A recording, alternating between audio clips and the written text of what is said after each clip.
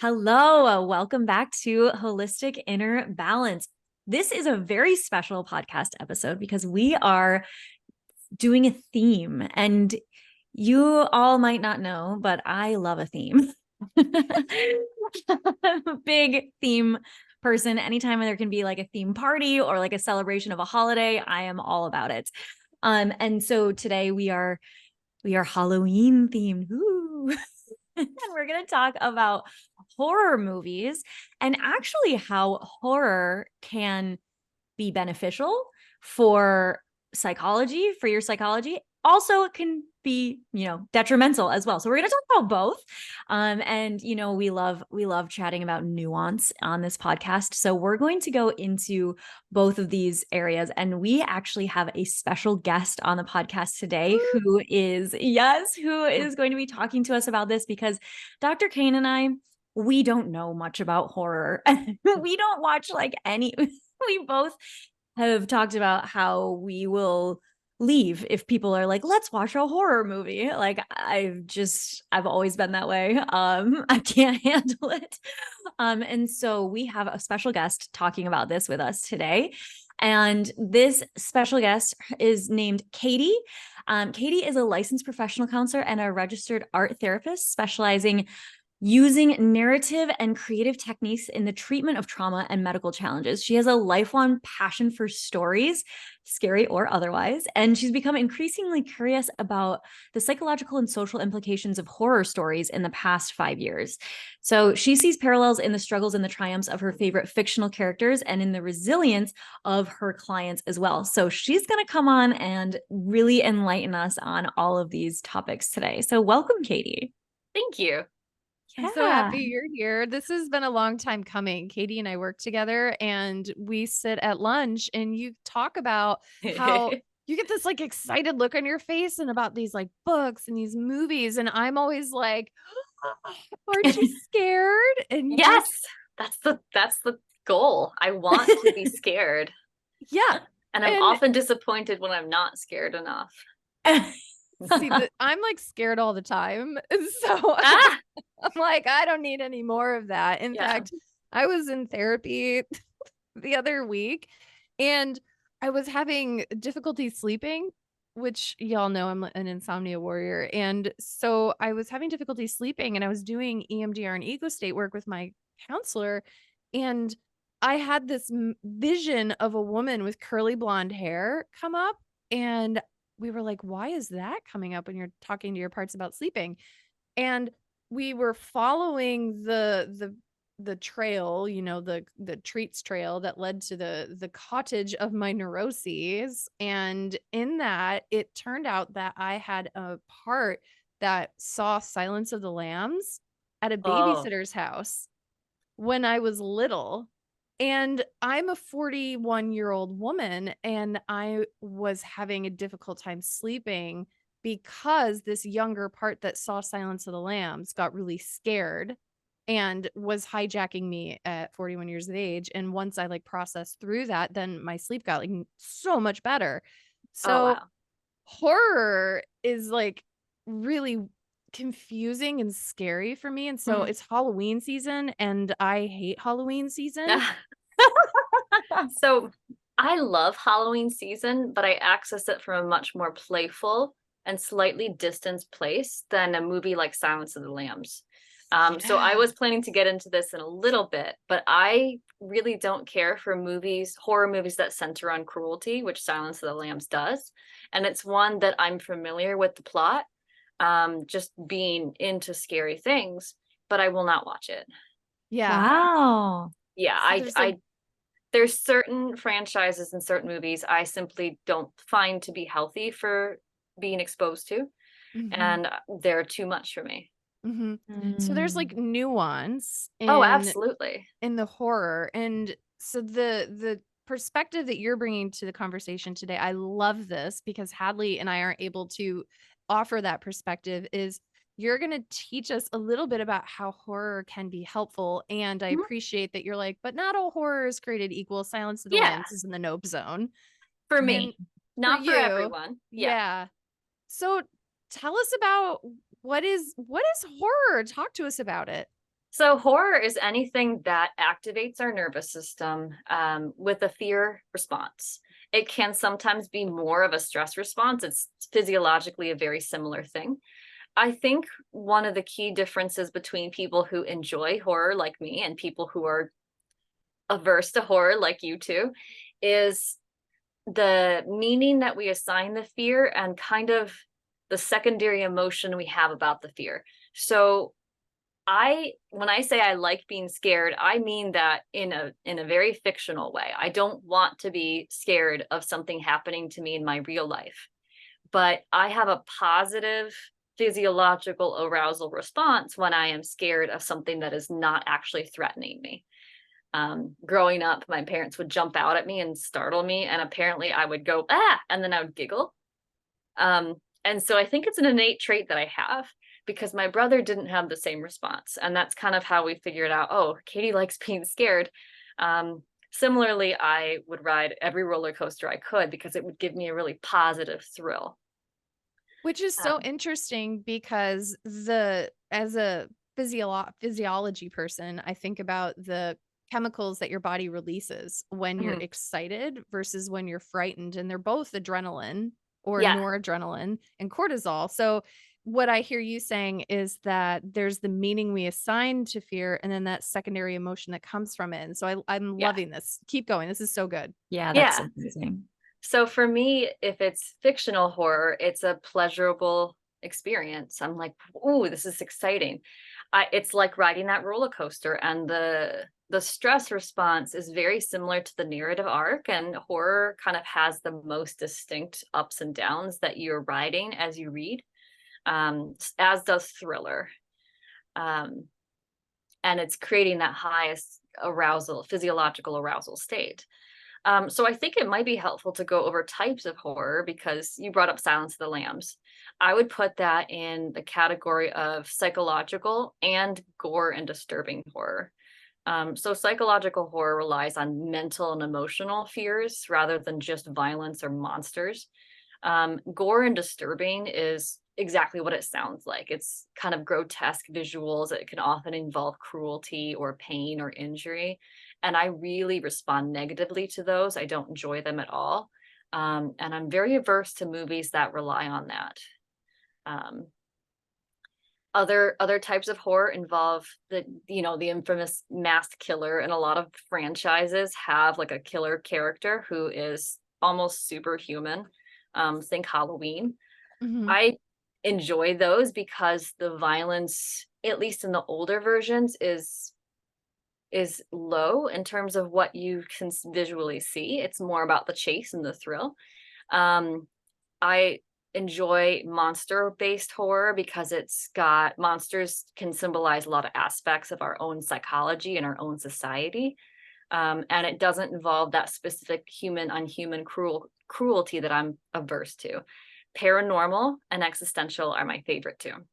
Paranormal is just incorporeal entities like ghosts, or forces, and a lot of these are the most psychological kind of stand-ins, if you ask me. And then existential horror has to deal with kind of our sense of dread and our anxiety about the unknown. Like I think Nicole, you said something once that space scares you. Yes. Space horror is a thing. Oh, because we have an inability to comprehend the vastness of space or the vastness of the depths of the ocean. And it calls into question our own place in the universe as a small human being. And we get to explore that in a fun, thrilling, scary way.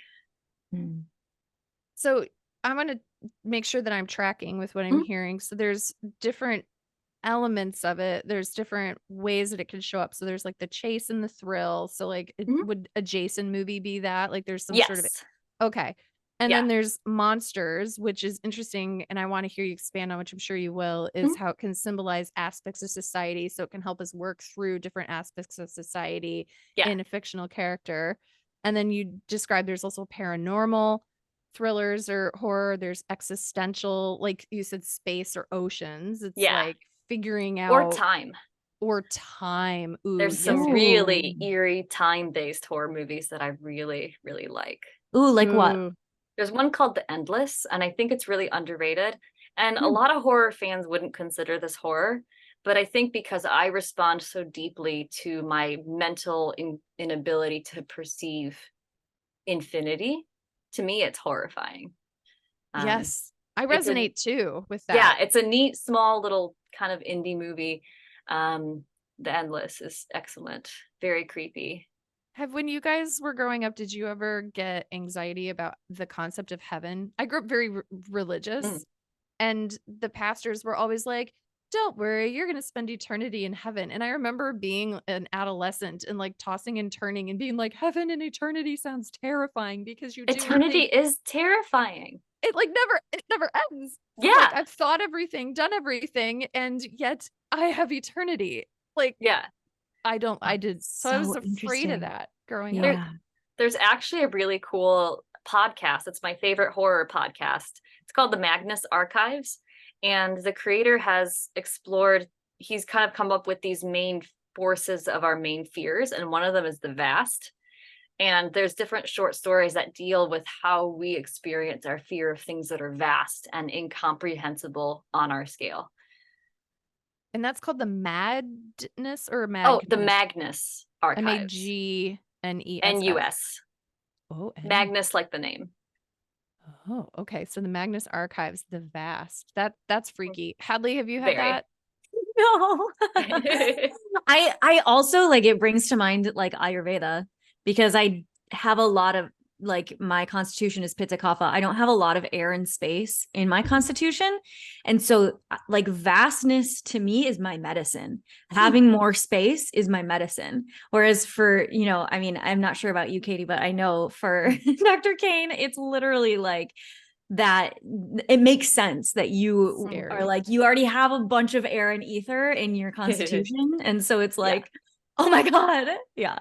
Do you happen to fear enclosed spaces at all? Me? Hadley. Not really. My mom does. Because that's the opposite on that dichotomy. Totally. Like, that claustrophobia is a very common fear. Oh yeah. Yeah, absolutely. Yeah. I mean, no, I don't, not particularly. I don't have that many like super deep fears, but I do have a lot of nightmares. Weirdly. Really? Yes. Which is Hadley, also a very Pitta thing. You're suppressed. It's coming out. Yeah, I know. It's like my subconscious, like, yeah. If I remember my dreams, they're usually not like so scary, but they're like something that I'm like, I don't want this. And they're very realistic too. It's like, you know, someone is like cheating on someone and they tell me about it and I'm supposed to like keep it a secret. You know, it's like weird, like very realistic kind of things. Yeah. So I think that touches on two reasons I like the horror genre. I don't want to read about realistic problems that people are having. I love fiction. I love to read. I also love movies and TV shows, but I'm not really wanting to confront things that I can really relate to on a realistic level, because then I'm stressed about it. Yeah. If there's that imaginative, unreal component, that creates something that we call reflective distance in art therapy. And what reflective distance means is that this is close enough to my experience, but there is something that is making it separate from me so that I can explore it in a safe place. In art therapy, that means we put our thoughts or feelings down visually with art materials by creating a picture. In horror, that means the ghost represents trauma, and I don't have to watch a movie about someone who is being traumatized by, some kind of abuse or major car accident. If that's what I've been through, I just want to watch someone fight this ghost and recognize symbolically this represents trauma that I faced. Yeah, I like it. Yeah, that's so good.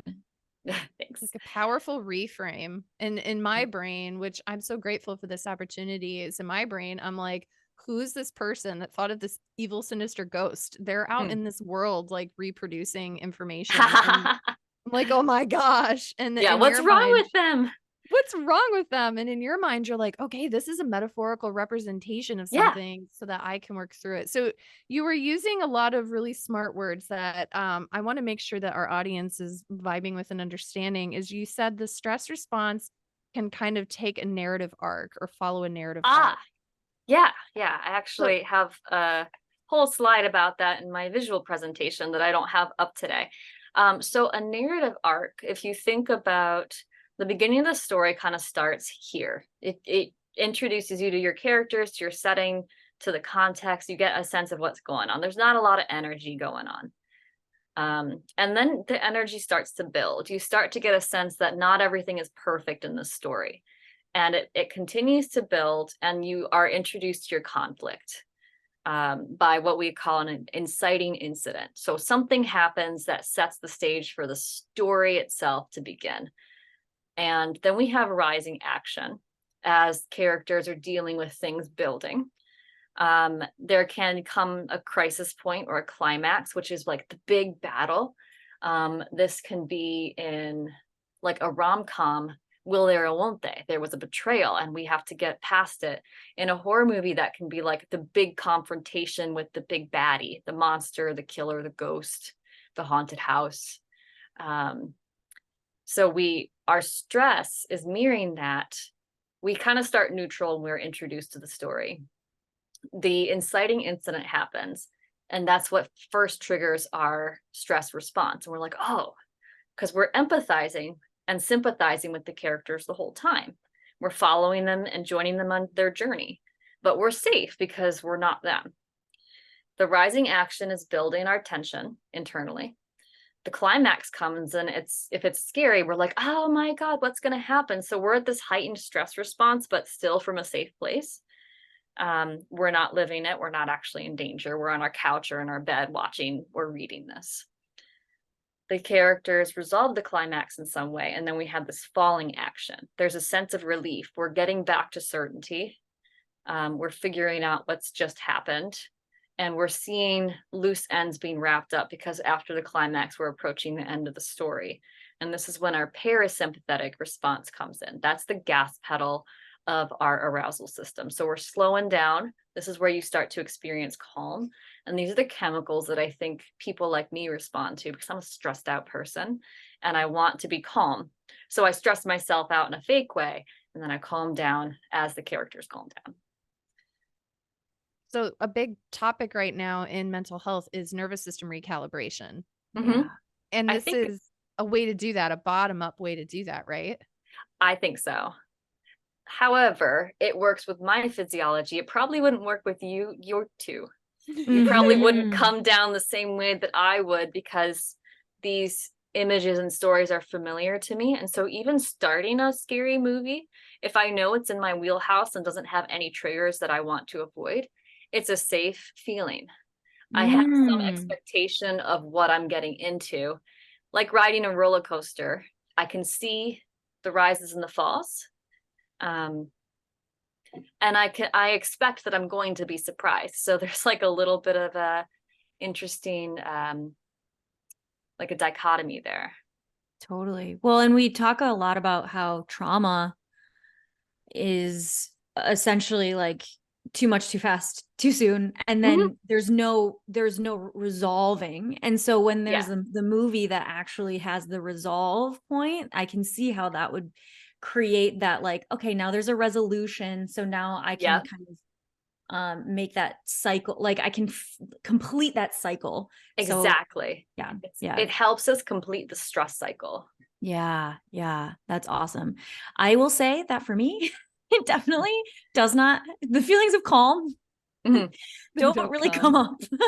Yeah. I mean, like, again, that's the difference in our physiology. That's so interesting. Yeah. I also want to mention that, like, the way that you're talking about how it's like a metaphor, I love that. And I have always identified that I tend to be a super literal person. I have a really hard time seeing metaphors, like in English classes and stuff, where they're like, the curtain is blue because there's like a sadness or whatever. And I'm like, yeah, I don't see that. I just think like, this is just how it is.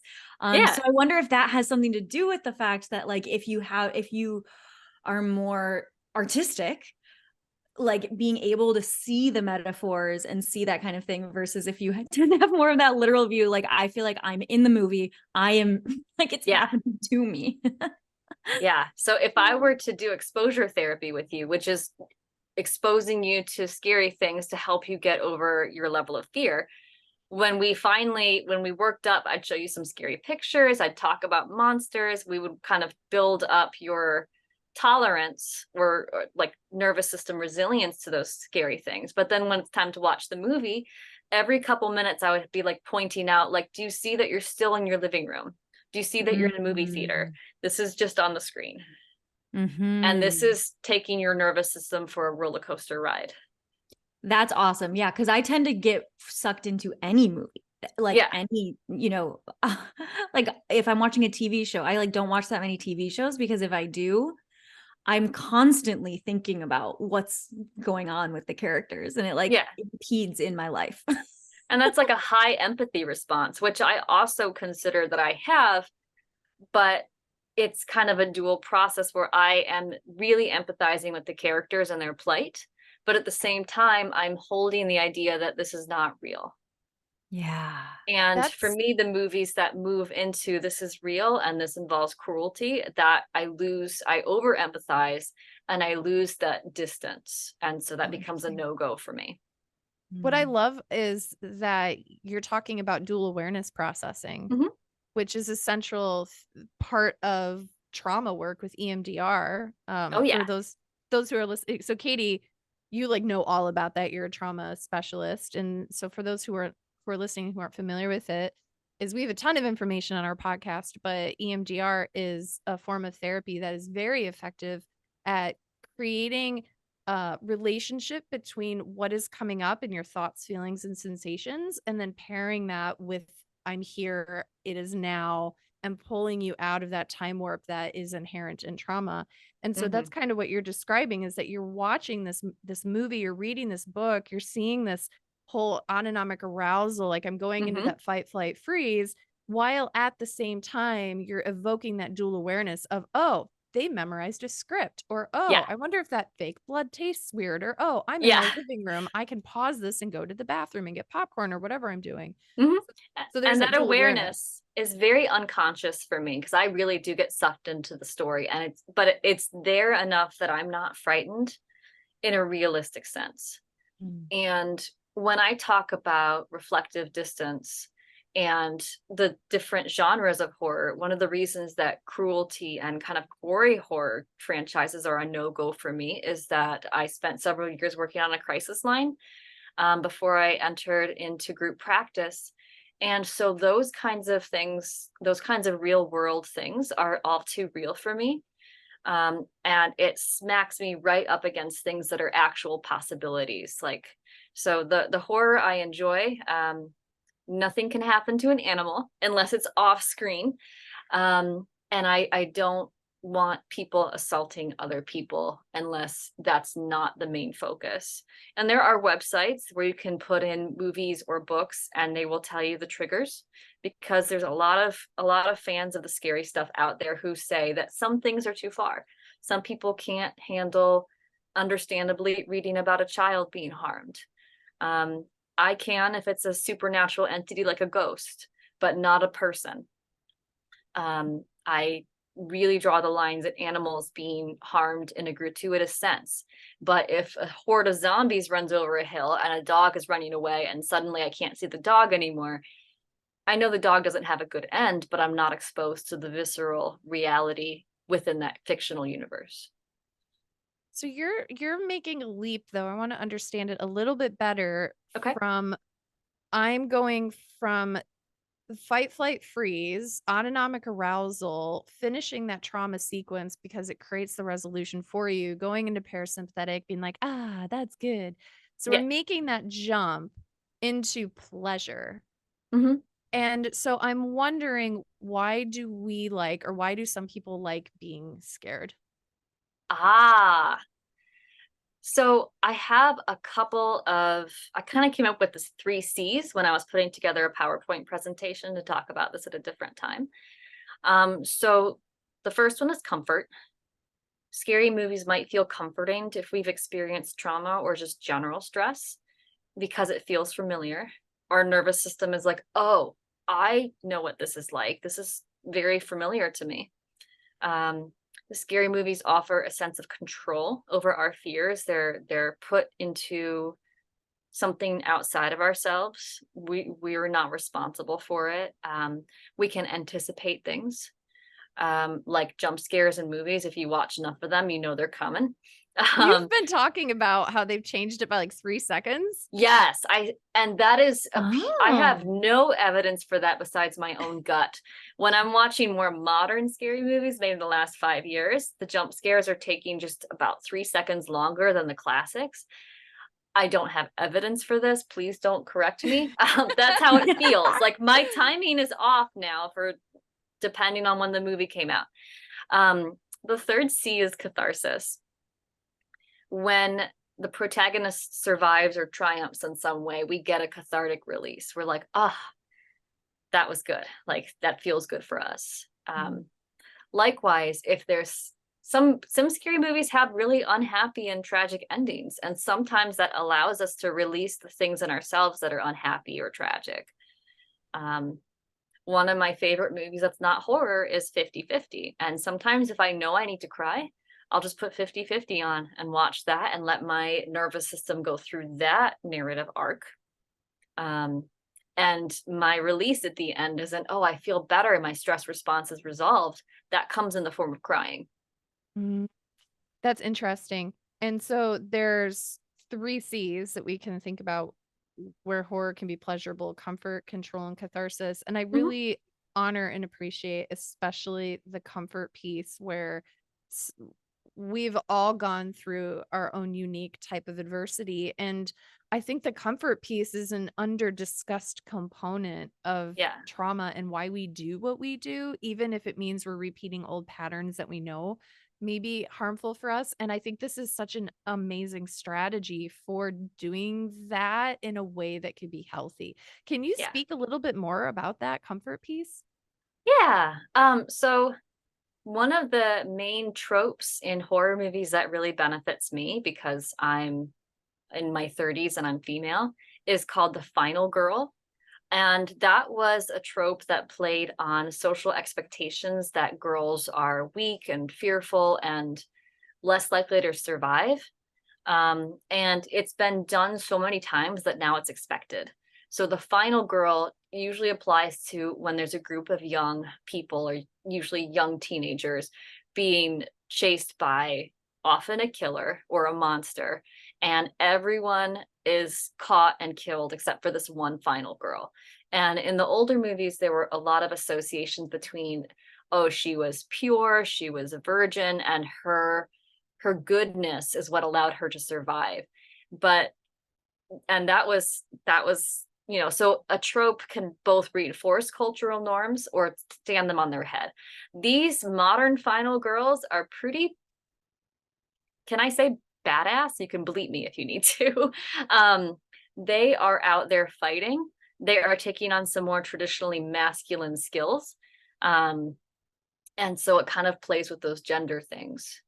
But the final girl is a really neat role that we see in horror movies. And she is a character that I can relate to. She is facing a ton of adversity. Often she starts with a community, but then she ends up on her own, fighting this enemy that can stand in for anything that we feel like we're fighting or facing in our real lives.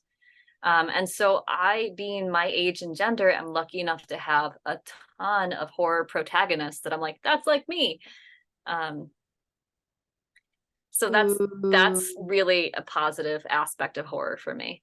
But we do need, I mean, a lot of these are white women. We do need more diverse horror. And that's why I'm so excited to see more movies from Jordan Peele specifically. Totally. Yeah. Yeah. It reminds me of the very first horror movie I ever watched was Scream. Okay. Love that one. Drew Barrymore going in the closet. Yeah. Well, and it's like it's like a parody of Exactly. horror movies. In 7th grade, it did not feel like parody to me. Yeah. Same. I was like, oh, But I Sydney still- Prescott, she's the ultimate final girl. You Right. know, the ghost face is a masked killer and is different killers throughout the series and keeps coming back to her as unresolved trauma, as a metaphor for unresolved trauma. And she actually exhibits PTSD symptoms in one of the movies, maybe 3.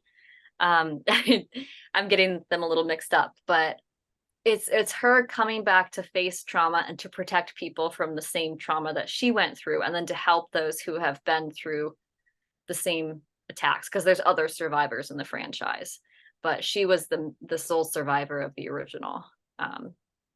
Yeah, Oh. she's pretty awesome. You're That's bringing so to cool. mind the Akotar series, A Crown of Roses and Thorns Ah, series. yeah, Yeah, because you have this main protagonist, Farah, and she goes through some really horrific stuff. And the author is like pretty explicit in describing like violence and gore. yeah, And what I love about that is you're bringing that to mind with the final girl. And I feel like Farah is represented as this like badass woman who is saving like mhm, gods of the fairy realm and humans. And so mhm. I kind of love that instead of like Drew Barrymore getting like running upstairs into a Oh closet and yeah, getting killed. And now Drew we have, Barrymore is the arc we expected to see, and after yeah, that, Scream continues to subvert our expectations. And like you mentioned, Farah, she starts out as a very traditionally feminine and somewhat soft character. She doesn't have a lot of spunk yet, a lot of backbone, but she has to find it through the process of the narrative. These final girls, I get a little critical of the movies where they start out and they're just a complete badass. Sorry, I'm trying not to swear. you could say Um, badass. okay, We say ass all the time. okay. Yeah. When they start as a Ass, complete ass, badass, ass. there's no character growth, there's no character arc. Because like we think about, oh, if I had to fight a killer, I don't want to do that. I'm a horror fan, I would not want to fight a killer. But if we see someone starting kind of where we're at, we feel empowered through their journey. Oh, yeah, that's cool. That's And cool. we see that she goes through really severe PTSD. And Yeah. I think that is so beautifully represented with like the flashbacks, the associations with the color red, the vomiting and the nightmares. And I feel like the author is really honest about how, like you just said, Katie, is that we don't just like pop out of the wound as like a fighting demons badass. Is like Yeah. there's it's almost like the journey. Oh my gosh, what is the journey that The the hero's hero's journey? Yeah. Yeah, it's like the hero's journey. And I think horror, like you're describing, Katie, I'm kind of hearing that it can take us through almost a hero's journey, but with Oh a yeah. different lens. I, for making the presentation that I'm going to give in a couple of weeks, I pulled an article that talks about horror through the ages, and it goes decade by decade and showing us that specific monsters or horror tropes that are frequently seen reflect the fears and beliefs of the age. So what we're seeing in the 2020s is that the monster is trauma. And it's about reflecting back the monster as a symbolic representation of the traumas and the memories that plague us. And that's actually why I love haunted house narratives so much, even though it's a little overdone and some of them are just not as well done. Ultimately, a haunted house, if we're using EMDR language, the haunted house serves as the container. And in this case, it's a container for things that happen in the past. So very EMDR friendly. But in this narrative, a character moves into that container. Imagine living in a container full of traumatic memories, and those memories manifest as spirits or ghosts. And that's why I love paranormal and supernatural horror so much. It's all horror is psychological, but that's one of the more psychological genres. It's a little bit higher level than just I'm scared and I'm having a fear response by running away. This fear response, I'm kind of curious about it, where if we could figure out how to guide our clients or our patients to the right type of treatment, because maybe with the context that you're giving in this conversation and, doing that approach where it's like systematic desensitization, where you're doing exposure therapy, like talking about it, showing pictures before something, is I wonder if there's a way that we could select, like, okay, this is going to be a really therapeutic process for you. And so what's coming to my mind is you have somebody who's going into autonomic arousal, right? Mhm. And people go into autonomic arousal in different ways. And I'm borrowing from Emily Nagoski, who wrote Come Yeah. As You Are. And she talks about brakes and accelerator. And I'm wondering if there's a nervous system application to this, where some people, they have a really sensitive accelerator. So the littlest things send them into Mhm. fight, flight, freeze. Other people, you like stomp on the accelerator and like nothing happens. They're like, gotta gear up, right? Yeah. So there's that, and then there's the brakes, which I think I'm relating to, where some people, you just gently tap the brakes and then they can calm down. It's like doesn't take much and they're just chill again. I'm thinking of Todd Hadley, your partner. I feel like Yes. he can You can chill handle so anything. easily. He can Yes. handle anything. Yeah. Versus some people, you stomp on the brakes and nothing happens. And I'm wondering if that might be part of the variable, is when I'm watching something really scary, is that it can bring me through that cycle, but my brakes don't work. In fact, I have recurrent nightmares about being in a car and the brakes don't work. Mhm. And Oh, there you go. there I go. So I'm like going through this cycle, but like that wrap up, that conclusion, I can't bring myself to that place. And so I end up staying in fight, flight, freeze. And then Yeah. 40 years later, I'm having like sleeping Yeah. issues because of Silence of the Lambs from when I was little. Right. This So is the same for me. Like I literally actually during the movie, it's not that bad for me. Like during, I like the first time when I watched Scream when I was in 7th grade, I was like, oh, haha, like we're all just kind of like making fun of it, like, whatever. So consciously, I'm like, I'm fine.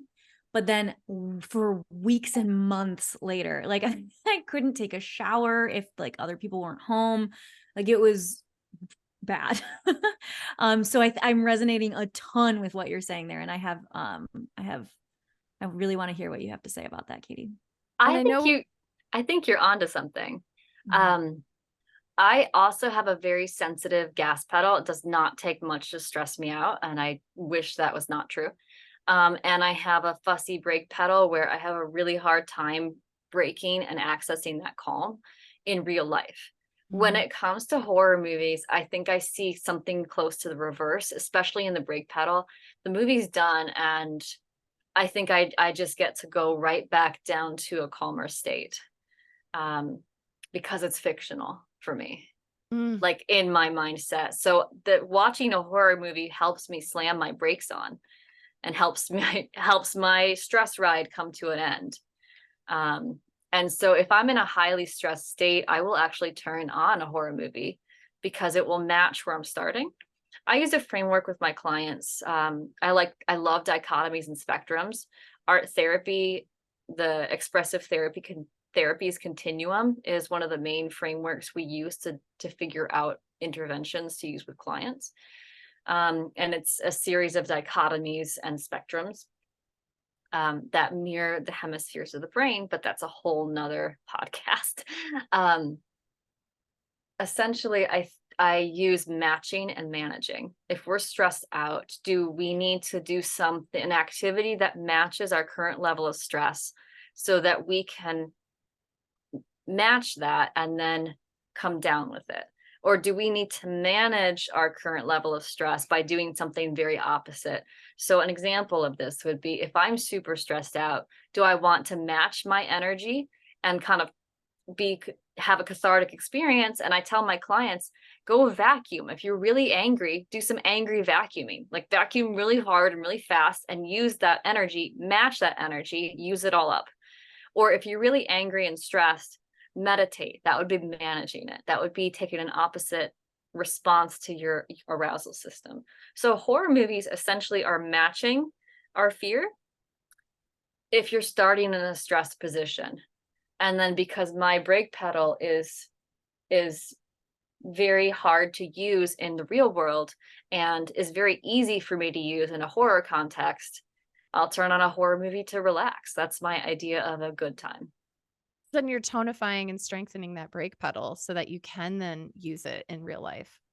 Maybe I should write these movies and books off my taxes. I think you should. So I know we have to finish up here. I feel like we could probably talk for another like 3 days. I know I could. Yeah. This like time just went by in such a flash. And so I feel like there's a really good take home message here though, is if you're experiencing stress or anxiety or overwhelm or even physical sensations like your heart is pounding or you have numbness and tingling in your fingers, is ask yourself, like you just said, Katie, is this a situation where I need to match or manage?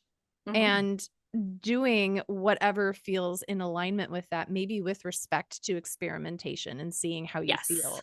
Yes. Well, and it sounds like we can also match and then manage as we like and that sounds like that's what the horror movies are doing for you too, is because then they have the resolution at the end. Yeah. Precisely. You start at a neutral, which is kind of where you're not if you're already stressed out. And then the building action increasingly matches your nervous system activation if you're coming in from a stressful place. That climax hits, it might peak you up a little bit, or if you're coming from a super stressful place, you're like, those characters are feeling exactly what I feel. Then the falling action of the narrative, which is the parasympathetic response, which is also the brake pedal, is you beginning to manage this. So good. That's amazing. Yeah, that's like the kind of meditations that I do with my clients, is like I actually start with like, we're doing something with the mind first, because your mind is most people like that's where they are, and so we're doing something with the mind and with the physical body, and then we can go into more of that, like the just emptiness, right? Yeah. So I really like how you said that. That's really cool. And this isn't just specific to horror. The horror focus came up because of my love for the genre, which also moves over into thriller. But this can apply to any story, and it's why I love narrative therapy so much. They all have the same rising, falling action, the same arc that matches our stress arc. This is just the one that activates me in the way I experience kind of the thrill that I tend to seek out. So find your thrill, y'all. Is figure out what lights your fire and recalibrates your nervous system. Katie, how ride roller coasters this weekend? I would love that. I love that too. I love your point, y'all. I want to make sure y'all know how to find Katie. I'm going to spell her name for you. And then, of course, her info is going to be in the show notes. Katie is a counselor in Grand Rapids, Michigan. You can find her by looking at healthforlifegr.com, and you could read all about her. She's a public speaker, and so keep an eye out for her awesome, amazing work. And her name is spelled Katy space Jaramillo. And so if you want to have her on your podcast or come speak to you, you could definitely find her there, because she's amazing. And thank you for being here on this podcast. You rock, sister. Thank you so much for having me. Yeah, this has been fun. This was awesome. Sweet. All right, I would do it again. We're gonna have you back. We need more thriller. I'm game. Yeah, we can talk more about the sociology too. We gotta get into sociology. Awesome. All right, I'm in. All right, thanks y'all for listening. Thank you. Bye.